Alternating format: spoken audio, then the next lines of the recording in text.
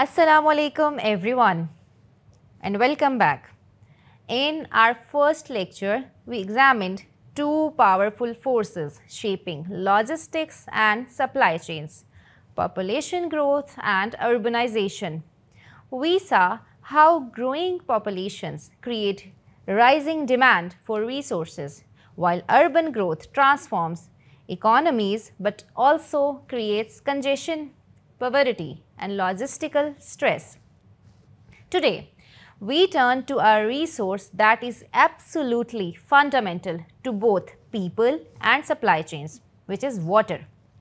Without water, no agriculture, no industry, and no logistics operation can survive. Yet, water scarcity, climate change, and poor governance are making water one of the most pressing sustainability issues of our time. We will also broaden our lens to see the systematic implications of these sustainability challenges. Population, cities, and water do not exist in isolation. They are part of a tightly interconnected system that supply chain managers must learn to navigate. By the end of this lecture, you should be able to explain why water scarcity is a critical business and supply chain risk. Number 2, recognize the impacts of climate change on water availability and logistics resilience. Number 3, understand how interdependent challenges, which is population, food, energy, water, land, from a systematic web.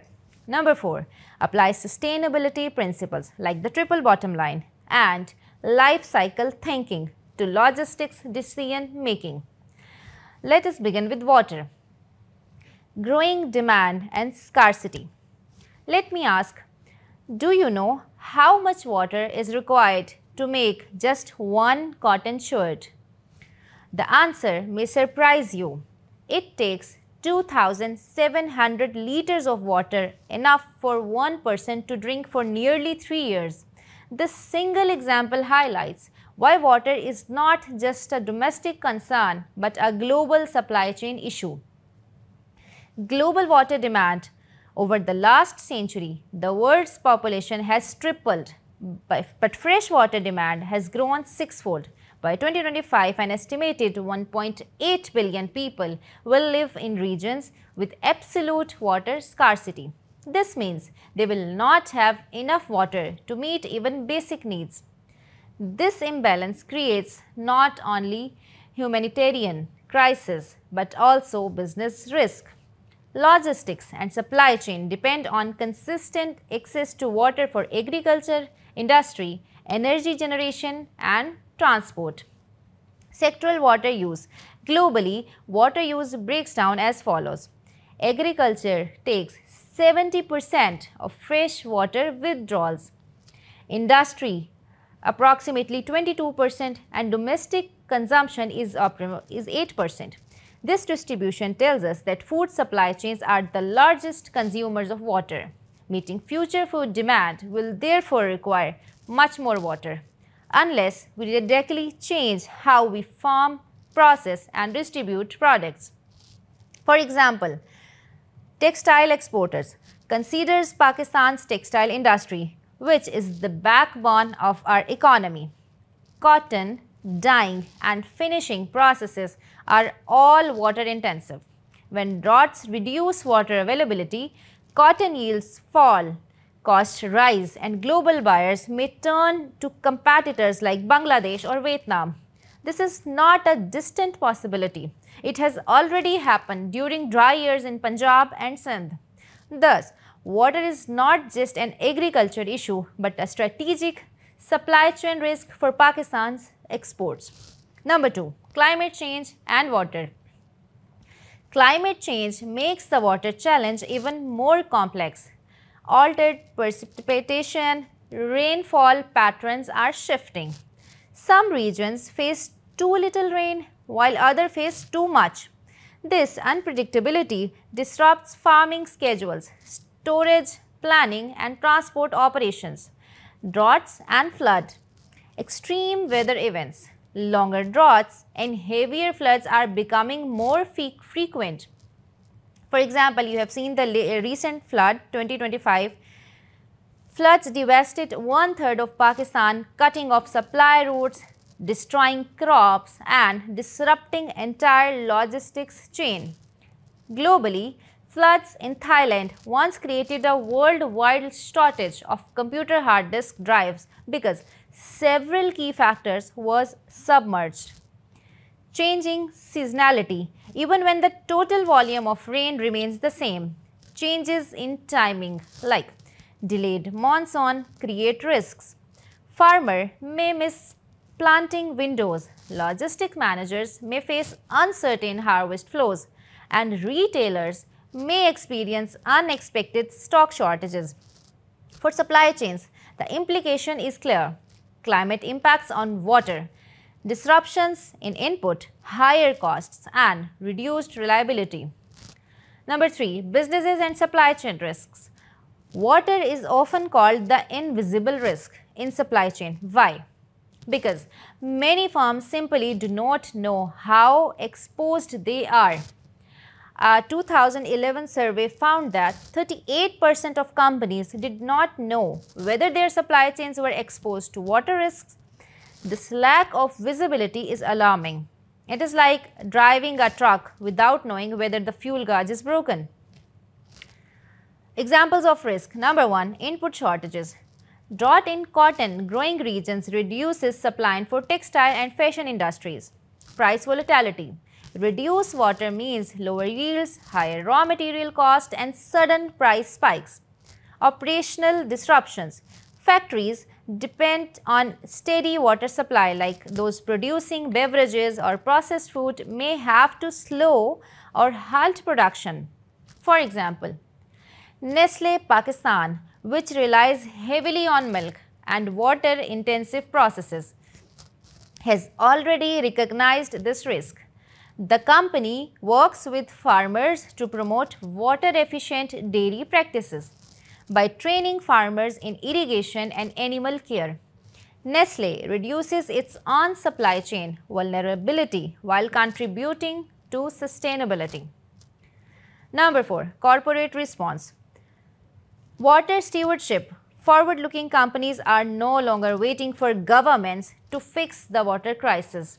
They are adopting water stewardship initiatives to improve resilience. This means mapping water usage across supply tiers, engaging suppliers in water-saving practices, investing in community water projects to secure goodwill and long-term access. For example, Engro Foods. Engro has piloted community water projects in Sindh, ensuring clean water for both its suppliers, farmers, and surrounding communities. Such initiatives build trust, protect supply reliability, and reduce operational risk. Number 5. System-level implications for logistics and supply chain management.